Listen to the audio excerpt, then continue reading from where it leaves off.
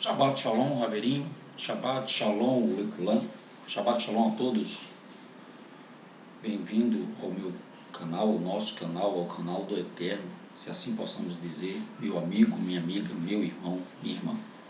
Estamos aqui em cumprimento a um dos mandamentos que o Eterno deixou para o seu povo, para o seu povo. Ele disse assim para Moshe, o seu profeta: Hazor el tion har Shabbat leikadishor. Lembra-te do dia de sábado para o santificar. Nós estamos aqui em cumprimento a este mandamento, a essa ordenança. O sábado é tão importante quanto os outros mandamentos, se não um dos mais importantes mandamentos que o Eterno deixou, porque é devido a ele que nós cumprimos os outros mandamentos, quase todos. Então, estamos aqui para repassar o estudo da Parashá. Neste sábado, o estudo da Parashá chama-se Hukat. Hukat vem de Hukim, que é forte, decreto, ou seja, forte, decreto. Então, a Parashá de hoje, ela começa onde a gente terminou, a última, claro. Vamos para o livro de Bamidbar, Números 19, a partir do 1. Nós vamos falar nessa Parashá, explicar alguns decretos. Ela é pequena, no entanto, é longa, se a gente for a fundo no assunto. Mas vamos ler o texto e vamos fazer um resumo do que os sábios nos repassaram através da tradição oral e escrita também. Bamidbar, Números 19, a partir do 1. Falou mais Adonai a Moshe e a Aharon, dizendo: Este é o estatuto da lei que Adonai ordenou, dizendo, estatuto, o decreto, Dize aos filhos de Israel que te tragam uma novilha ruiva, que não tenha defeito, e sobre a qual não tenha sido posto jugo.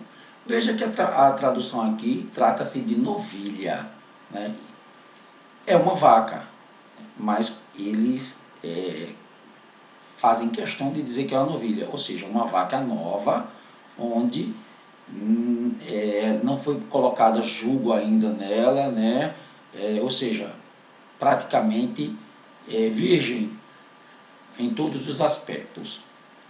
E a dareis a Eleazar, o Kohen, ele a tirará para fora do arraial e degolar-se-á diante dele.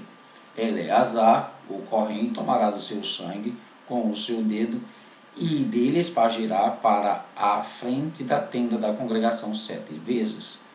Então queimará a novilha perante os seus olhos, e seu couro, e a sua carne, e o seu sangue com o seu esterco se queimará tudo.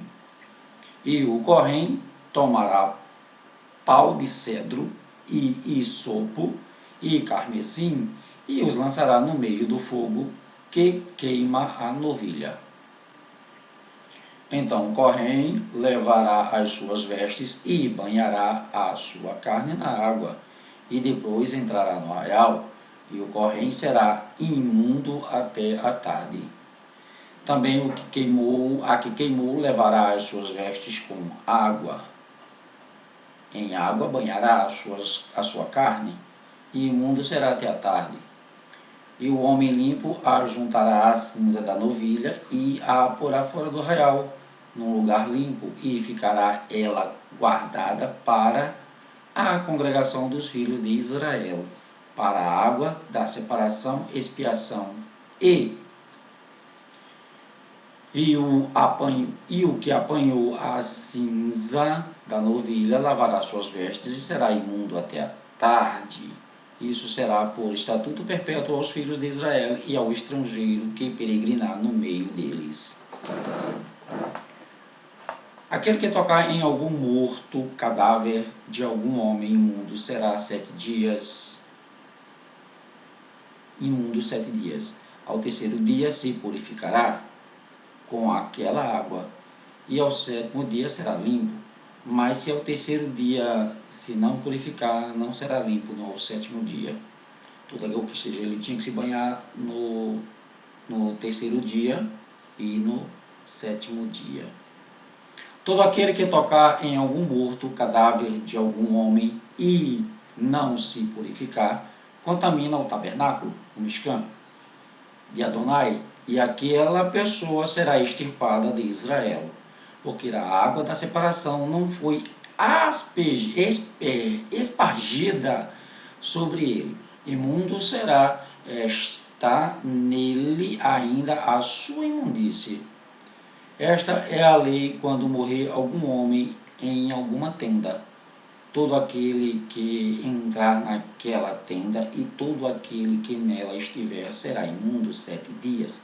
Também todo o vaso aberto sobre o qual não houver pano atado será imundo. Todo aquele que sobre a face do campo tocar em alguém que for morto pela espada, ou em outro morto, ou nos ossos de algum homem, ou numa sepultura, será imundo 7 dias. Para um imundo, pois tomarão da cinza da queima da expiação, e sobre ela colocará água corrente num vaso. E um homem limpo tomará isopo e o molhará naquela água, e a espargirá sobre aquela tenda, e sobre todos os móveis, e sobre as pessoas que ali estiverem, como também sobre aquele que tocar os ossos, ou em alguém que foi morto, ou que faleceu numa sepultura. E o limpo ao terceiro e sétimo dia espargirá sobre o imundo, e ao sétimo dia o purificará e levará as suas vestes, e se banhará na água, e à tarde será limpo. Porém, o que for imundo, e se não purificar no meio da congregação, será ele extirpado, quando contaminou o santuário de Adonai. A água de separação sobre ele não foi espargida. Imundo é. E isto lhe será por estatuto perpétuo. E o que espargir a água da separação lavará as suas vestes, e o que tocar a água da separação será imundo até a tarde. E todo o que tocar o imundo também será imundo, e a pessoa que o tocar será imundo até a tarde. 20. Chegando os filhos de Israel, toda a congregação ao deserto de Zim, no mês primeiro, o povo ficou em Cádiz, e Miriam morreu ali, e ali foi sepultada. E não havia água para a congregação, então se reuniu contra Moshe e contra Aarão, e o povo contendeu com Moshe, dizendo: quem dera tivéssemos perecido quando pereceram nossos irmãos perante Adonai. Começou, né? E por isso trouxestes a congregação de Adonai a este deserto, para que morramos aqui, nós e os nossos animais. E por que nos fizeste subir do Egito para nos trazer a este lugar mau, lugar onde não há semente nem de figos, nem de vides, nem de romãs, e nem tem água para beber? Então Moshe e Aarão se foram de diante do povo à porta da tenda da congregação, e lançaram sobre os seus rostos, e a glória de Adonai lhes apareceu. E Hashem, Adonai, Hashem falou a Moshe, dizendo: toma a vara e ajunta a congregação, tu e Aarão, teu irmão, e falai a rocha perante os seus olhos, e dará a sua água. Assim lhes tirarás água da rocha, e darás a beber à congregação e aos seus animais. Existe muita informação contraditória sobre o que passou pela cabeça de Moshe, querem até dizer isso, o sistema religioso aí, né? Cristianismo no caso, protestantismo, que faz parte do cristianismo, né?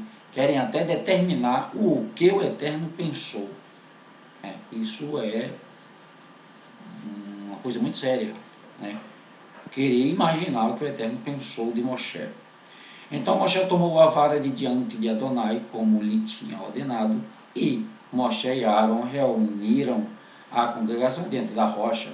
E Moshe disse-lhes: ouvi agora, rebeldes, porventura tiraremos água desta rocha para vocês? Eles fazem uma pergunta, né?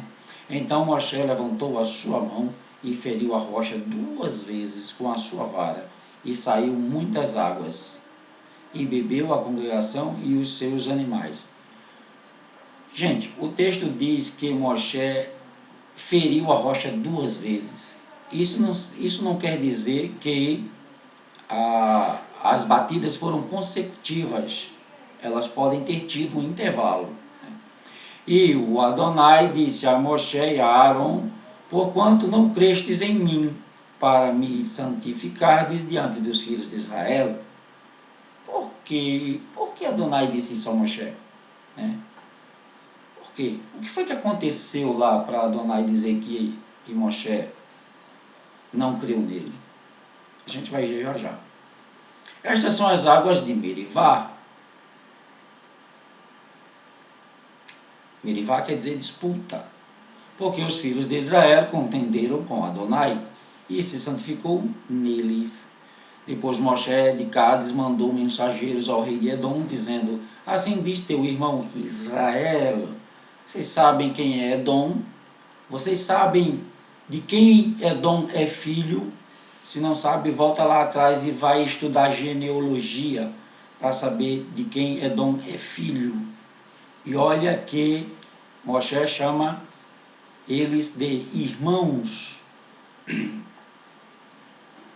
Sabes todo o trabalho que nos sobreveio, como nossos pais desceram ao Egito, e nós no Egito habitamos muitos dias, e como os egípcios nos maltrataram, e a nós e a nossos pais. E clamamos a Adonai, e ele ouviu a nossa voz, e mandou um melahim, e nos tirou do Egito. E eis que estamos em Cádiz, cidades na extremidade dos teus termos. Deixa-nos, pois, passar pela tua terra. Não passaremos pelo campo, nem pelas vinhas, nem beberemos a água dos poços. Iremos pela estrada real. Não nos desviaremos nem para a direita e nem para a esquerda, até que passemos pelos teus termos. Porém Edom lhes disse: não passarás por mim, para que eu não saia com a espada ao teu encontro.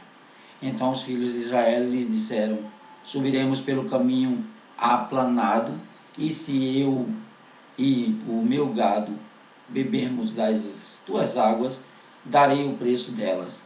Não desejo alguma outra coisa senão passar a pé. Porém ele disse: não passarás. E saiu-lhes Edom ao encontro com muita gente e com mão forte. Assim recusou Edom deixar passar a Israel pelo seu termo. Por isso Israel se desviou dele. Então partiram de Cádiz Barneia, de Cádiz, e os filhos de Israel, toda a congregação, chegaram ao monte Or. E falou a Adonai a Moshe e a Aaron no monte Or, nos termos da terra de Edom, dizendo: Aaron será recolhido ao seu povo, porque não entrará na terra que tenho dado aos filhos de Israel, porquanto rebeldes fostes à minha ordem nas águas de Merivá. Toma Aaron e a Eleazar, seu filho, e faze-o subir ao monte Or.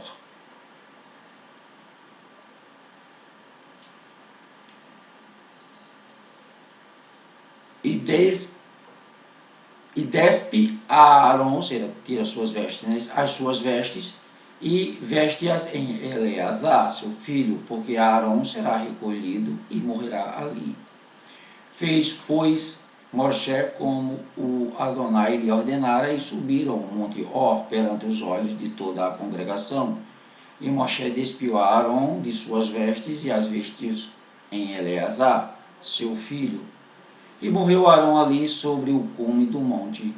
E desceram Moshe e Eleazar do monte. Vendo, pois, a congregação que Arão era morto, choraram. E Arão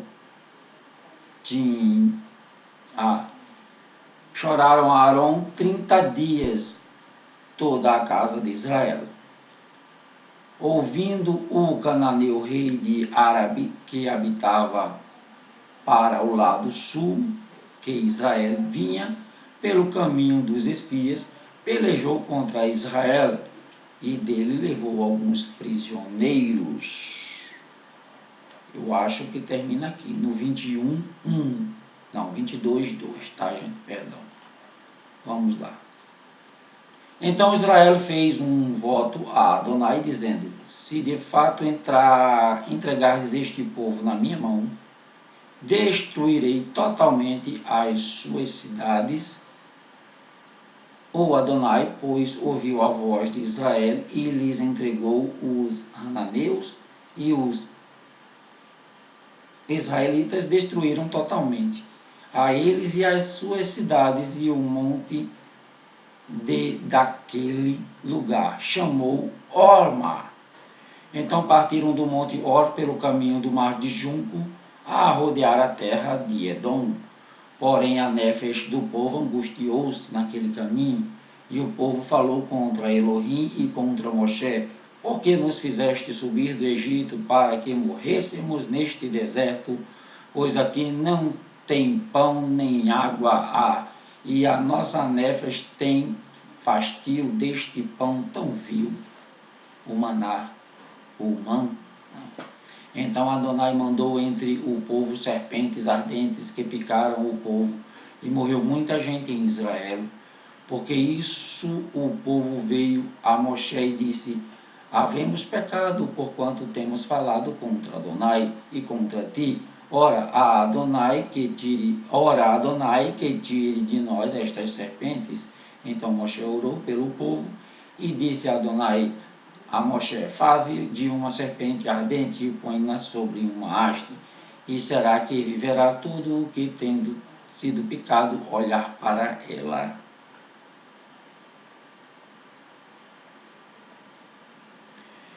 E Moshe fez a serpente de metal e pô-la sobre uma haste, e sucedia que, picando algumas serpentes, alguém, quando essa pessoa olhava para a serpente de metal, vivia. Então os filhos de Israel partiram e alojaram-se em Obote. Depois partiram de Obote e alojaram-se nos outeiros de Ieabarim, no deserto que está de fronte de Moabe, ao nascente do sol. Dali partiram e alojaram-se junto ao ribeiro de Zered. E dali partiram e alojaram-se no lado de Arnon, que está no deserto e sai dos termos dos amorreus, porque Arnon é o termo de Moabe, entre Moabe e os amorreus. Por isso se diz no livro das guerras do Adonai: o que fiz no mar de juncos e nos ribeiros de Arnon. E a corrente dos ribeiros, que descendo para a situação de Ar, se encosta aos termos de Moabe. E dali partiram para Beer. Este é o poço do qual Adonai disse a Moshe: ajunta o povo e lhe darei água. Então Israel cantou este cântico: brota, ó poço, cantai dele. Tu, poço, que cavaram os príncipes, que escavaram os nobres do povo, e o legislador com os seus bordões, e do deserto partiram para Mataná. E de Mataná a Naliel, e de Naliel a Bamote, e de Bamote ao vale que está no campo de Moabe, no cume de Pisga, e à vista do deserto.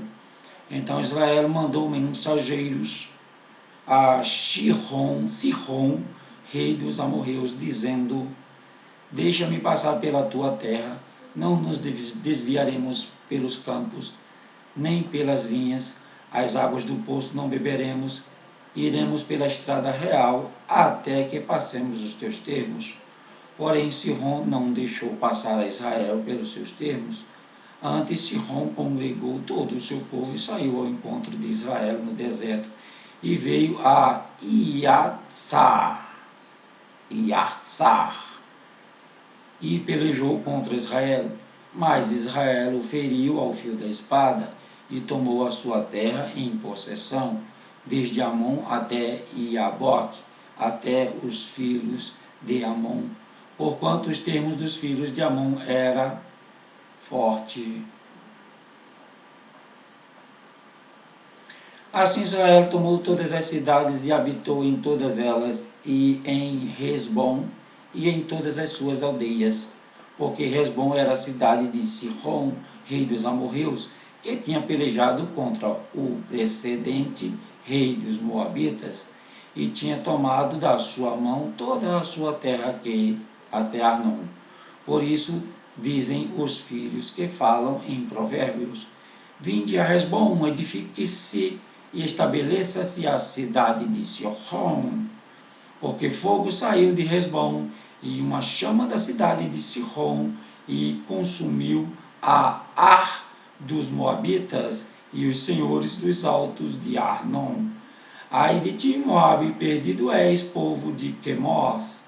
Entregou seus filhos que iam fingindo e suas filhas como cativas a Sihon, rei dos amorreus, e nós os derribamos. Hesbom perdida é até Dibom, e os assolamos até Nofã, que se estende até Medeba. Sabe o que é Medeba? Medeba é a mesma coisa de Medaber. Medeba, falar ou deserto, ok? Assim Israel habitou na terra dos amorreus. Depois mandou Moshe espiar a Iazer. A tomaram, e as aldeias, e daquela possessão lançaram os amorreus que estavam ali. Então viraram-se e subiram a caminho de Bazã, e Og, rei de Bazã, saiu contra eles, ele e todo o seu povo, a peleja em Edrei. Og é o gigante, tá, gente? Og é aquele gigante que, assim, a tradição oral diz que ele foi poupado no dilúvio, ficou na arca, e depois serviu a Avraham, e a gente vai falar sobre isso, e aqui está ele como rei, né, de Bazã. E disse a Yeshua a Moshe, e disse Hashem a Moshe, porque na tradução aqui tem Yeshua, a salvação, o Salvador Yud-Heh Vav-Heh, como eu já expliquei. Não o temas, porque eu tenho dado a tua mão a ele. Por que o Eterno disse não temas com o rei de Bazã, Og? Porque ele era gigante, né?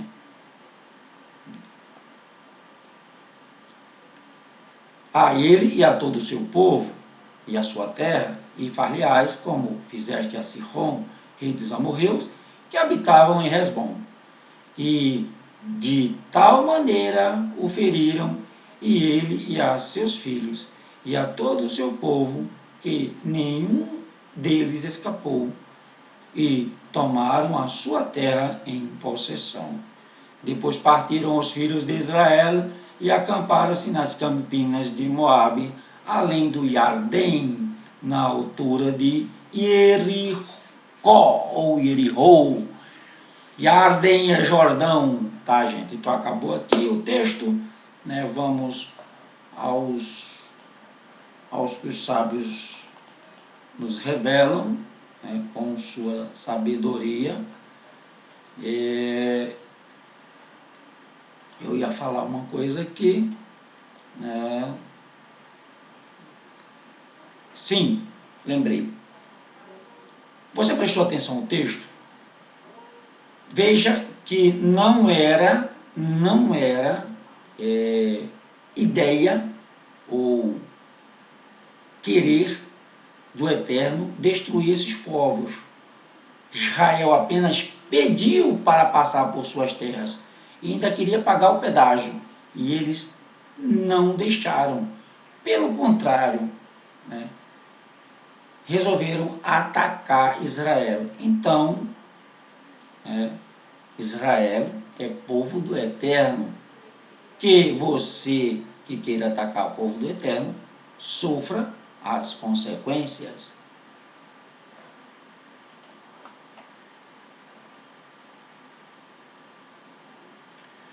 Todas as leis da Torá estão além de nossa compreensão. Bom, gente, aqui é o que vamos, né, entrar no assunto sobre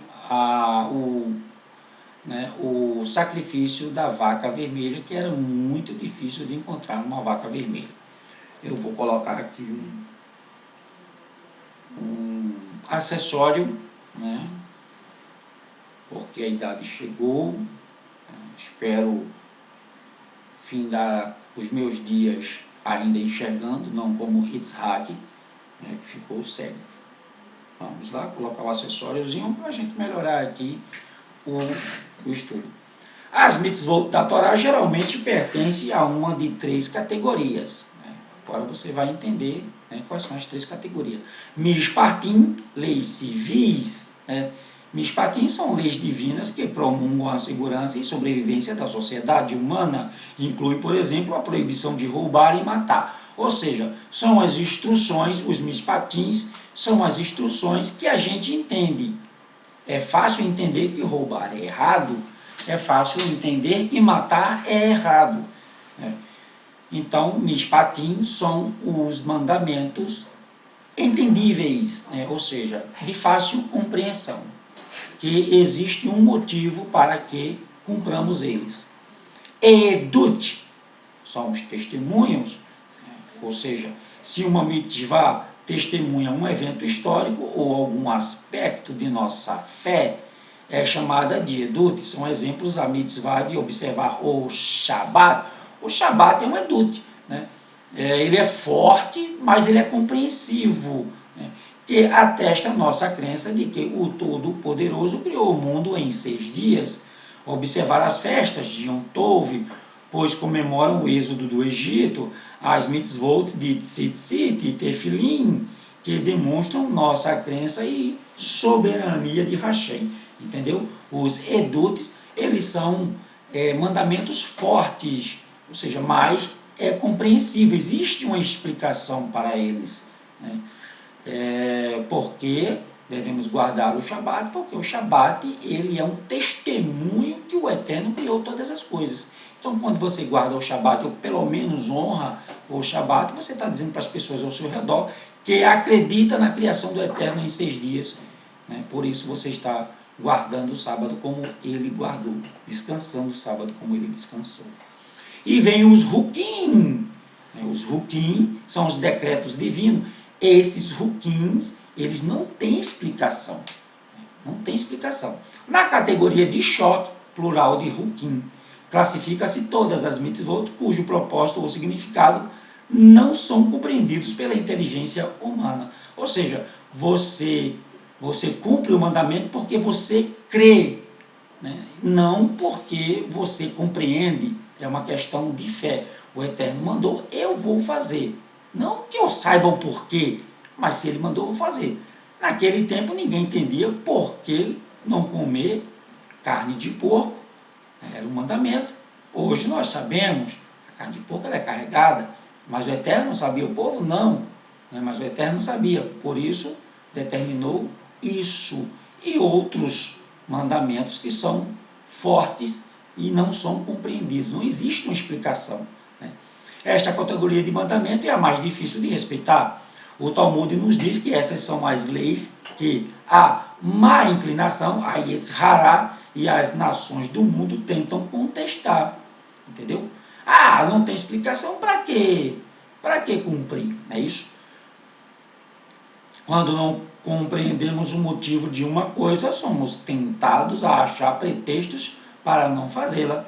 quando tentamos explicar nossa religião aos não-judeus, ou seja, eu tiro nossa religião e tiro não-judeus e coloco, quando tentamos explicar a Torá para o mundo, né, as leis que não têm um motivo óbvio, ou as instruções que não têm um motivo óbvio, são as mais difíceis de justificar ou deles compreender. O fato de um mandamento não ter um motivo óbvio torna o seu cumprimento um ato de fé, como eu falei. Ele indica que estamos prontos e desejosos de obedecer às ordens de Hashem, até quando não podemos justificá-las com a lógica. Todas as instruções de pureza e impureza ritual pertencem a essa categoria de mandamentos conhecida como Hukim, decretos. Portanto, disseram nossos sábios, o corpo morto não purifica e a água não purifica, mas sim, disse Hashem, eu dei uma ordem e emite um decreto e você não tem permissão para questioná-lo. Huká Hakati, né? Gezerá Gazat Veem Lecha Reshut Lechache Aharecha. Demonstramos assim que estamos colocando Hashem acima de nosso próprio intelecto, apesar de não sermos capazes de justificar esses mandamentos perante o mundo, e expressamos nossa segurança interior como povo, né, que cumpre ou que quer continuar cumprindo os mandamentos do Eterno. Há numerosos exemplos de Hukim, né, mas o Midrash enumera 4 sobre os quais a Torá afirma explicitamente. Este é um choque, um Hukim, né, são Hukins. Como contém elementos aparentemente contraditórios, são passíveis de serem ridicularizados pelos que se pautam pelo pensamento racional. Por isso, a Torá aconselha o povo do Eterno a dizer a si mesmo, é um choque, não tenho direito de questioná-lo. São eles, né, o Ibum, um hebreu ou o povo, um crente, né, um filho do Eterno, que se casa com a esposa de seu irmão, enquanto este ainda está vivo, ou mesmo após sua morte, incorre em pena de caret, morte de mover, né? Desde que seu irmão tenha tido filhos. Porém, se a esposa do irmão não tem filhos, é mitzvah casar-se com ela, e incompreensível, né? Mas está lá, é uma lei. Ou seja, se a mulher, isso aconteceu com Yehudá, né, e seus filhos, se a mulher casou com meu irmão e não deu descendência a ele, eu sou obrigado a casar com ela depois que meu irmão morrer, se meu irmão morrer, né. Graças ao Eterno, todas as mulheres dos meus irmãos tiveram filhos e ainda estão vivas, e meus irmãos também, só um faleceu, o mais velho. Satnez, a Torá proíbe vestir roupas que contenha mistura de lã com linho, não obstante é permitido vestir um traje de linho em cujos cantos haja tzitzit de lã, atados. Por mais que questionemos esta exceção, a Torá declara sobre a mitzvah de Satnez, e vocês guardarão meus Hukim, está lá em Vaikra 19:19. Gente, eu falei das mulheres dos meus irmãos, né? eu os amo, né? E foi uma brincadeira, tá? Porque mesmo que elas não tivessem filhos, né, eu estaria desobrigado disso, porque vivemos no Ocidente, o Ocidente, né,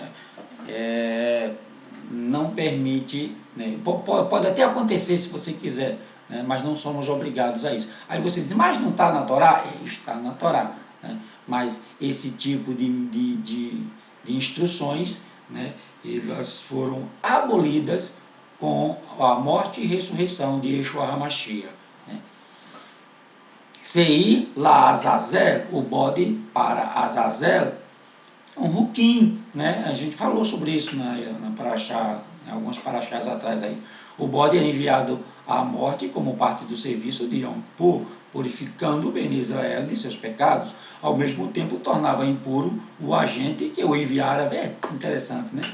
Por conseguinte, esta instrução é chamada de um choque eterno, Vaikra 16, 29.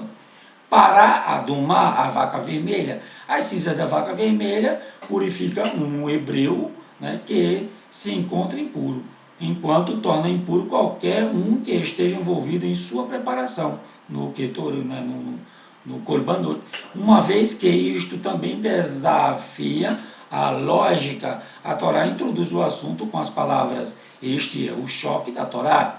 Devemos aceitar a mitzvah como uma ordem divina. Os ruquins, contudo, não são leis sem razão, instruções sem razão. Sua lógica, porém, é divina. Os maiores dentre nossos povos foram capazes de compreender algumas delas. Assim, o fundamento racional por trás das leis da vaca vermelha foi revelada de maneira divina a Moshe.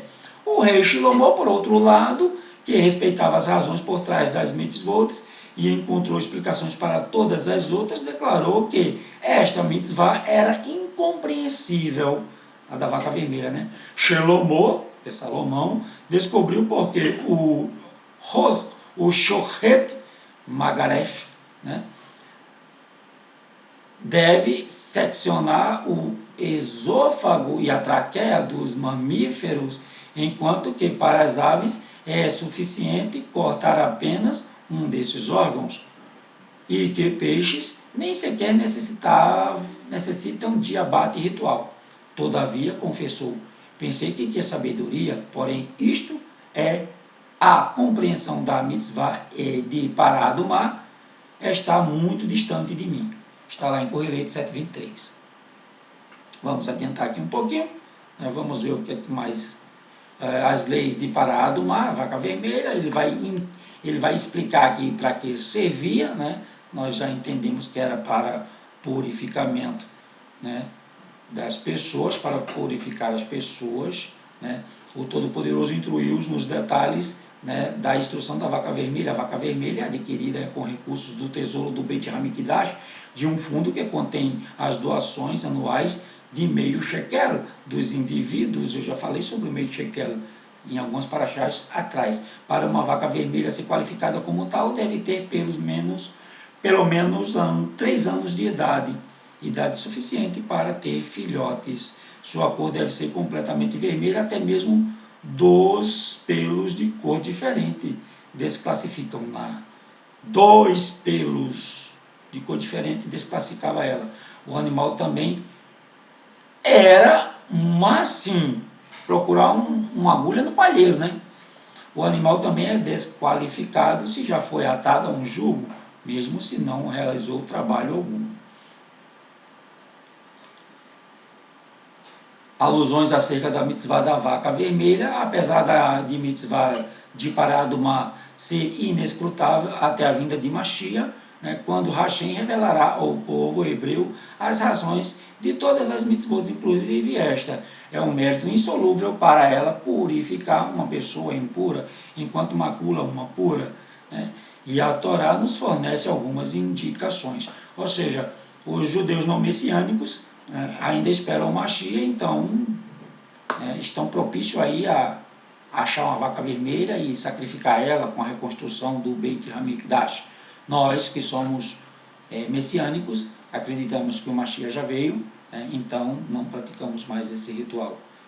Certa vez um filho pequeno da empregada do palácio, brincando, sujou o piso brilhante do salão, onde está a mãe, desde traquinas. Espera aí, deixa eu explicar direito.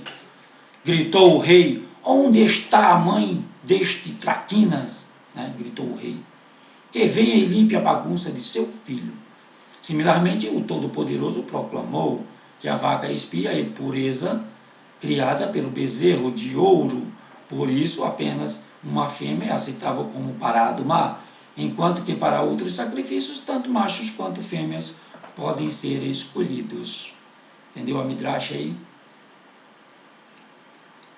Os hebreus recebem a mitzvah da vaca vermelha pelo mérito de Abraham, quando os 3 anjos visitaram Abraão, e 3 anjos não, eram 2 anjos e o Eterno, tá? Não eram 3 anjos não. Ele correu para abater e preparar uma vaca, como recompensa, seus filhos receberam a mitzvah de utilizar a vaca. 3 recipientes serão devolvidos. Atualmente não temos cinzas da vaca vermelha e não podemos nos purificar de tumat hamet, a impureza proveniente da aproximação com o morto. Já sabe para que serve a vaca vermelha. Era para a aproximação de um morto, ou de cadáver, ou de túmulo, e por aí vai. No entanto, futuramente, Eliyahu Rabani nos devolverá 3 recipientes. Isso aí, né, é conjectura do judaísmo. O recipiente no qual Moshe colocou o man, para lembrar que Beni Israel, como Hashem os alimentou no deserto por 40 anos, o recipiente contendo as cinzas da vaca vermelha, e o recipiente que contém o azeite, Shemen Hamiha, né, com o qual se ungia os Kohanim e os reis. Viu? Só os Kohanins e os reis eram ungidos. Pastor não. Pastor não era ungido não. Isso é invencionismo.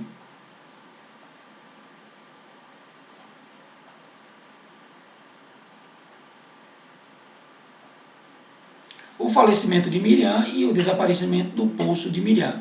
Gente, eles dizem aqui que quando Miriam morreu, aquela água que cortava todo o arraial, né, ela cessou, que era uma rocha que acompanhava, assim a tradição oral diz, né, essa rocha acompanhava. É meio místico isso, né? Essa rocha acompanhava e eles se utilizavam dessa água. Por isso que sempre tinha água onde eles estavam, né? Porque essa água era mérito de Miriam. Vamos lá, a geração do deserto recebeu 3 presentes pelo mérito de seus 3 grandes líderes.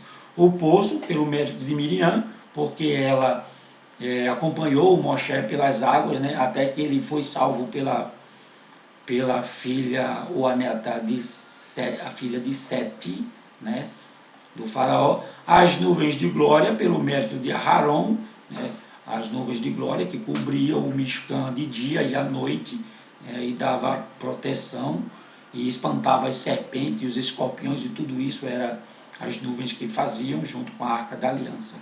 O man, pelo mérito de Moshe.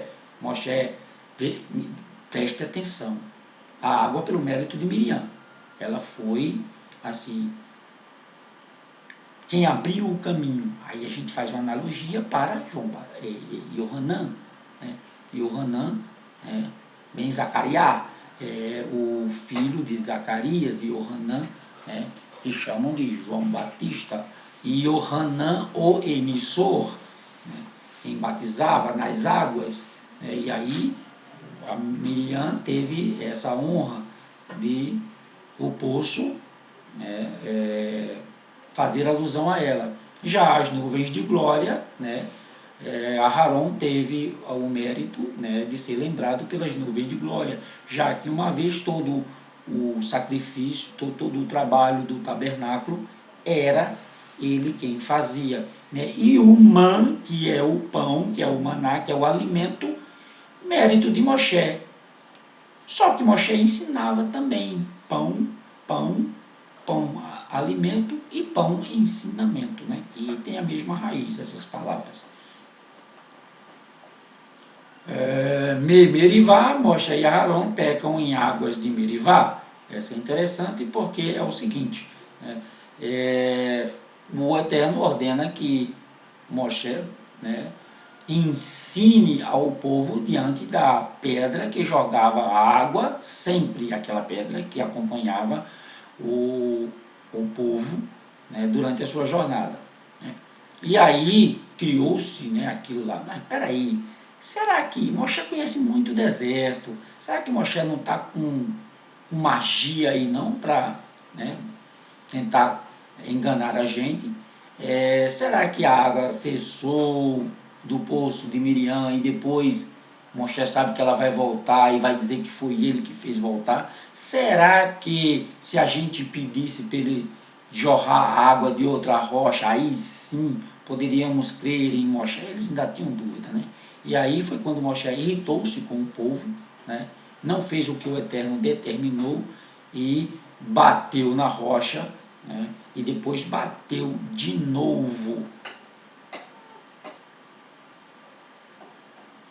Mas o que o Eterno queria era que Moshe sentasse, né, diante da rocha e ensinasse a Torá.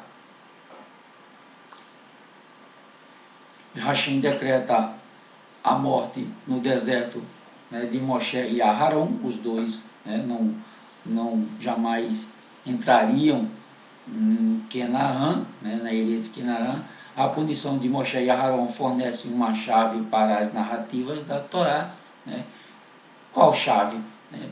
É que se Moshe e Aharon entrasse na Terra Santa, podíamos dizer que Moshe bolou todo esse plano para entrar sozinho e que toda a Torá foi invenção dele. Ele fez com que todos morressem no deserto para que ele entrasse sozinho. Mas para que a Torá tivesse autenticidade, não. Moshe e Aharon também vai morrer no deserto, né, para que não fique dúvidas quanto à integridade desses homens. Né. Moshe envia mensageiros ao rei de Edom, né, nós já explicamos sobre isso, o falecimento de Aharon em Or Hahar, né, a montanha Or, está lá no texto, não tem muito o que explicar, né, a Amaleque ataca Bene Israel, e aí, né, eles perdem, Amaleque é derrotado, esse é o outro Amaleque, não é aquele primeiro, né, quando ele fala que é Amaleque, né, ele fala de um povo. Bene Israel atacam-se sobre Umã, né, altercam-se sobre Umã, a gente falou sobre isso, né, eles rejeitaram Umã de novo, né. A serpente de cobre, né, essa serpente de cobre é interessante. Hashem disse a Moshe: faça uma serpente de cobre e coloque no alto do mastro. Quem for mordido por uma rocha olhará para a serpente de cobre e será curado. Moshe assim fez. Todo hebreu que olhava para a serpente de cobre fazia techuvá e curava-se das picadas venenosas. Ao olhar a cobra, lembra ao povo: façam techuvá pelo seu lashon hará, maledicência. Não façam como a serpente do Gan Eden, que falou contra Hashem. Então, por isso que foi uma serpente que foi formada, por isso que o Eterno mandou fazer uma serpente, para que o povo lembrasse da serpente, né, do Gan Eden, do jardim do Éden. A guerra contra Sihon, o rei dos Amoritas, a gente falou, né, eles foram derrotados, e a guerra contra Og, rei de Bazã. Eu vou ler o texto, né, aqui, que é para a gente entender. Moshe temia lutar contra Og, mas não porque era o gigante mais forte do mundo, pois sabia que com a ajuda de Hashem poderia vencer o inimigo mais poderoso. Então, porque tinha medo, Moshe estava preocupado. Og tinha mais de 500 anos, com certeza essa longevidade era devida a um mérito especial. Moshe sabia que quando Lot, sobrinho de Avraham, foi capturado, veio para Lech Lechá, né, a gente falou sobre isso lá em Lech Lechá, Og correu para contar a Avraham. Avraham então salvou Lot. Sua grande mitzvah foi ajudar ao tzadik Avraham.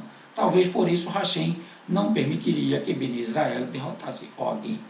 Ao ver o exército de Israel, vangloriou-se: vencerei, meu mérito me ajudará. Hashem tranquilizou Moshe: não temas, eu estou do teu lado. Og não agiu com boas intenções ao informar Avraham sobre o cativeiro de Lot. Na verdade, queria que Avraham fosse morto ao tentar resgatar Lot para casar-se com Sara. Ele não é um homem santo, na verdade é um perverso. Bene Israel prepararam-se para a luta. Moshe, ele próprio, matou o gigante Og. Bene Israel destruíram os filhos de Og e os seus soldados. O poderoso reino de Bazã foi então conquistado.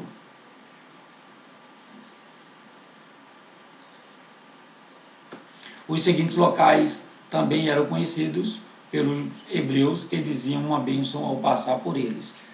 Tem aqui os locais, né? O lugar onde atravessaram o Mar Vermelho, né? O Yamsu, mar de junco, né? Isso não quer dizer que o mar tinha juncos, o junco sul, Sur, junco em egípcio, mas é final em hebraico, então é o mar final. O vale onde os Emorim tentaram destruir Ben Israel, a pedra sobre a qual Moshe sentou-se durante a guerra contra Amaleque, lá no comecinho, né, quando ele saiu do Egito, a coluna de sal em que se transformou a esposa de Lot, os muros de Jericó, que caíram por terra na época de Yehoshua. Bom, terminamos a paraxá, gente. Ela não tem muito, né, o que se falar, é mais sobre a vaca vermelha, sobre esse ritual aí, que era a purificação de quem pegava ou se contaminava com algum morto, sendo que essa paraxá, devido a esse korbanot, né, ou seja, esse sacrifício, esse ritual, traz, né, o estudo sobre as leis, ou seja, sobre as instruções, os mishpatim, os edut e os rukim. Né. Essa paraxá serve para isso. A vaca vermelha é só um motivo para se explicar sobre, né, os decretos ou as instruções ou os mandamentos que o Eterno deixou para nós. No restante, nós só temos lutas, né, são fatos históricos, e não tem muito o que explicar, ok?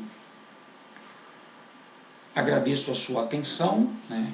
Espero que você compartilhe esse estudo com seus amigos, se você achou interessante, se você achou legal, né? Se você acredita, né, na Torá e quer seguir a Torá e quer que pessoas também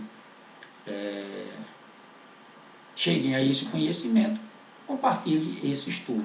Você não está fazendo isso para mim, está fazendo isso para o Eterno, para Yeshua HaMashiach, porque ele ensinava isso também. Disseram para você que não, mas ele ensinava isso também, pode ter certeza.